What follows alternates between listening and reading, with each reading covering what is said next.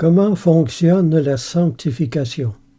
Eh bien, pour commencer, nous allons lire Romains chapitre 7, verset 24. « Misérable que je suis, qui me délivrera de ce corps de mort? » Watchman Nee a écrit « Lorsqu'un homme pousse un tel cri, il n'y a rien de plus doux aux oreilles du Seigneur. » Ce n'est pas la sanctification qui est difficile, c'est d'accepter de tomber à genoux.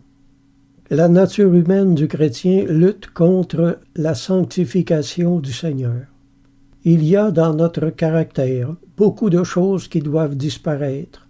Par exemple, prenons l'orgueil. Le chrétien qui fait des efforts pour être humble éprouve de grandes difficultés parce qu'au fond, le problème, c'est qu'il n'a pas encore renoncé à son orgueil totalement. Dieu veut briser cet orgueil et lui résiste à ce brisement.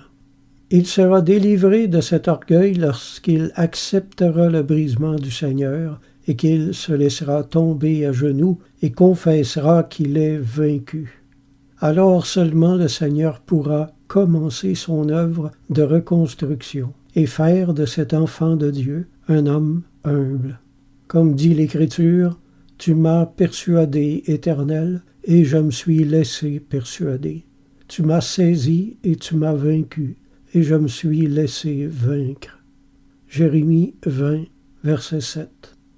Pour ceux qui aimeraient connaître davantage comment fonctionne la sanctification, je vous invite à écouter la série de messages que j'ai faite à ce sujet, intitulée « Les lois de la sanctification ».